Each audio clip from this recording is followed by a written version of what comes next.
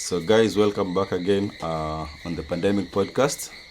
And today I have a special guest still on the topic of HIV awareness and working towards stigma eradication and also having a coexisting environment among the people living with HIV and those who are HIV negative. So, with me today is a very special person. I've been looking for him. I had to travel all the way to the coast to meet him.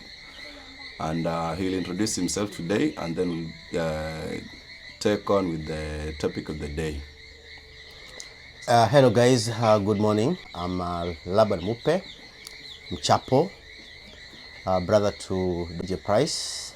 I'm a teacher by profession, teaching master chemistry. Okay. Welcome guys. Okay, so thank you, Mr. Laban Mupe.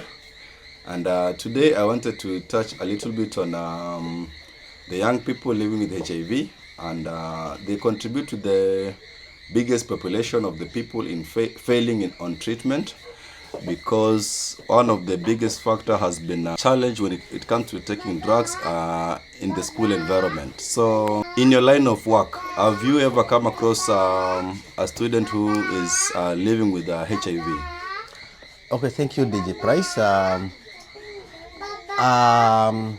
In my line of duty, I've come across two cases of a student with HIV/AIDS, and one was a boy and one was a girl.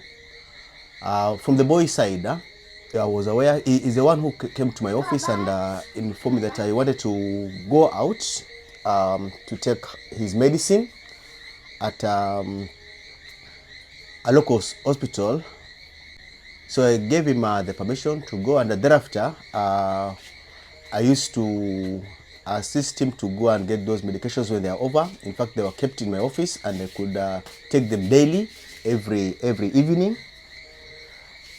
And the other case was a girl whom I was not aware. It was brought to my attention by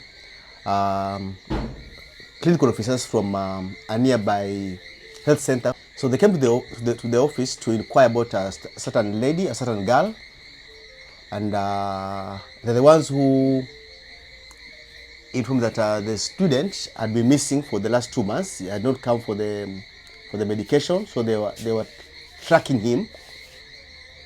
And thereafter,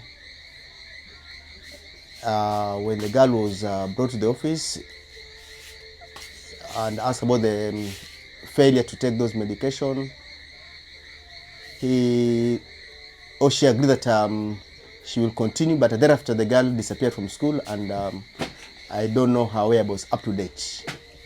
So from the cases that you're telling me, it clearly tells a story that it is very difficult when it comes to living with HIV at that young age, and also it becomes a challenge taking medication at school because of the peers, the fear of stigma from the surrounding, either the fellow students, even the teachers.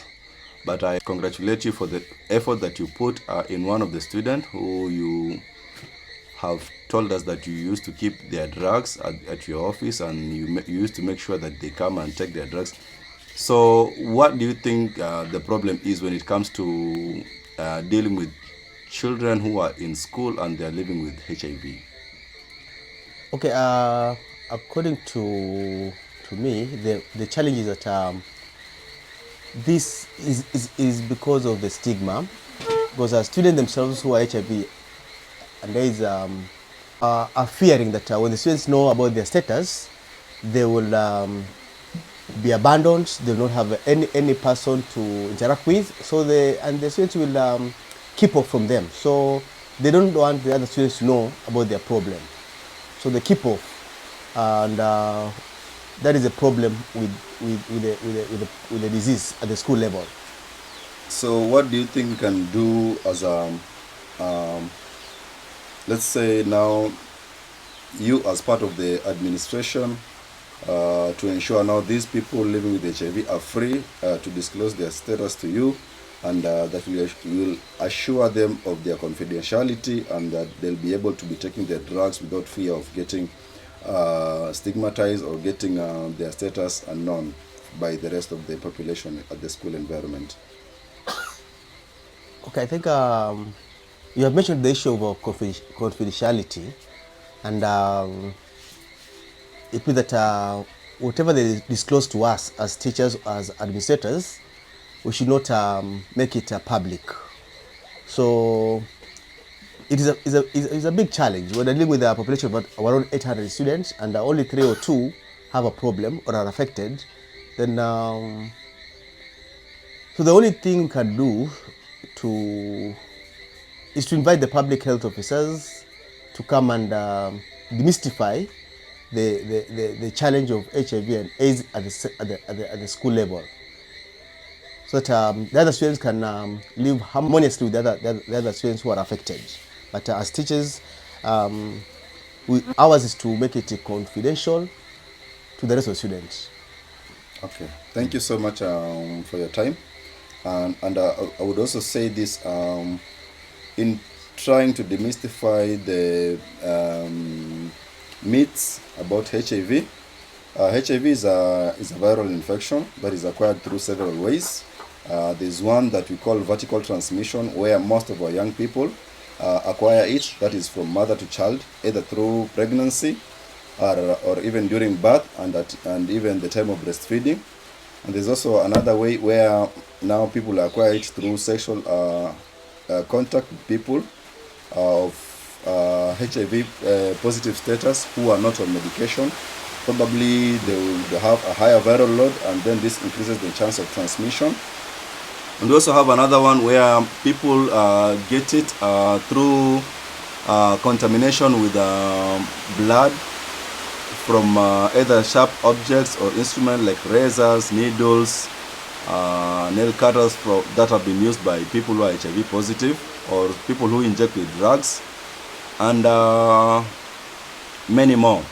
So at the moment, we're at a level that we have achieved control of the HIV virus, because the incidence has been going down by the years.